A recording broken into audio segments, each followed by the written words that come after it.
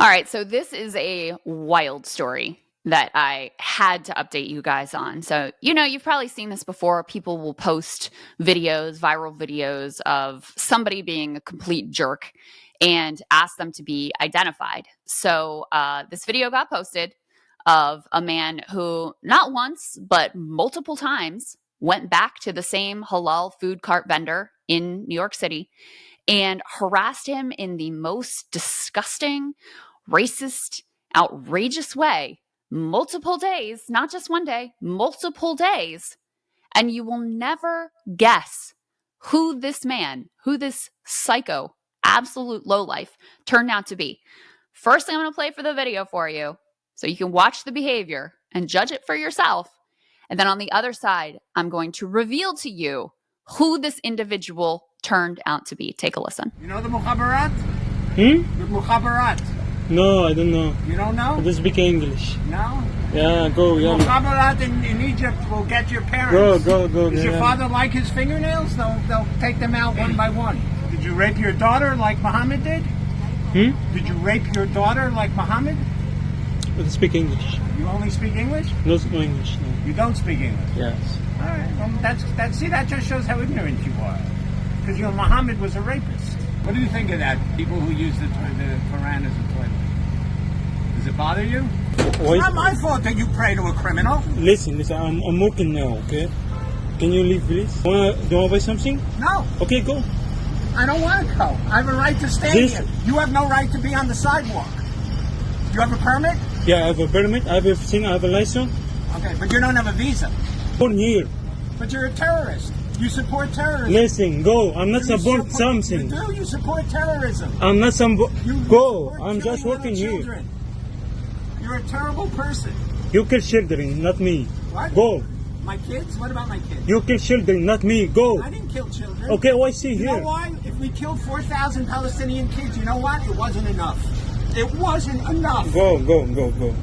So that man who says 4,000 dead Palestinian kids isn't enough, who accused this man, the food cart vendor, of being a terrorist, who, asked if he raped his daughter. I mean, just the most horrific things you can imagine. That man turns out to be Stuart Seldowitz. This is confirmed, by the way. This is not rumor. This is not speculation. This is confirmed. Stuart Seldowitz, acting former director for the National Security Council South Asia Directorate under Obama, and was deputy director, senior political officer in the U.S. State Department's Office of Israel and Palestinian Affairs from 1999 to 2003. More recently, he served as Foreign Affairs Chair for Gotham Government Relations, which announced his new role in a press release in November of 2022. Gotham Government Relations, to their credit, fired him immediately. And not only that, said that if the man he was harassing wants to sue him, they will represent him pro bono. So this disgusting human being was an aide in the Obama administration. He was involved in Israel and Palestinian affairs during the time when the Oslo Accords, there was still a hope of peace and peace deals being, potential deals being traded back and forth. Absolutely insane. But on another level, not that surprising. Sadly, not that surprising. And why do I say that? Well, for one, his view that he's expressing there is the crude and unvarnished and utterly disgusting version of what U.S. policy towards Israel and Palestine has effectively been.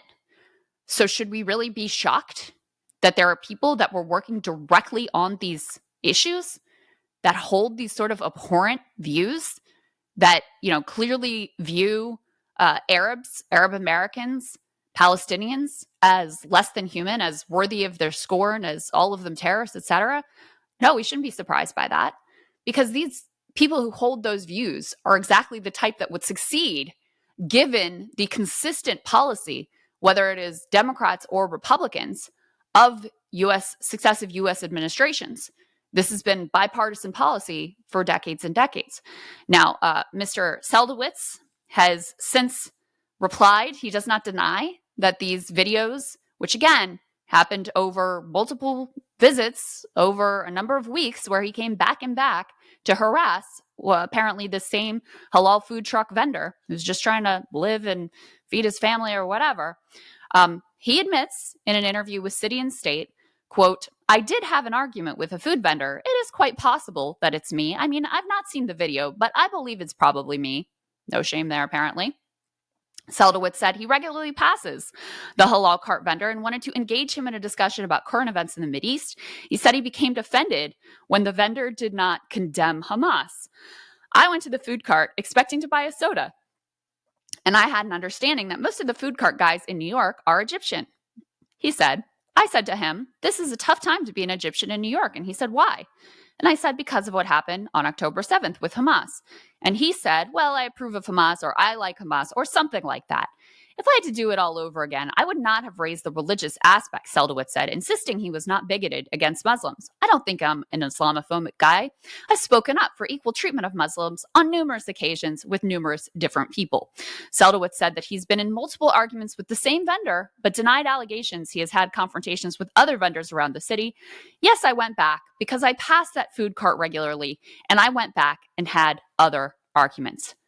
So this person does not even deny that it was him, doesn't deny that he went back multiple times to harass this vendor. And by the way, man, it's amazing that the vendor that he was harassing repeatedly was able to stay so calm, cool, and collected. Kudos to him, because there is no way that I would have been able to keep my composure faced with those sorts of repeated insults, bullying, and harassment over days and days.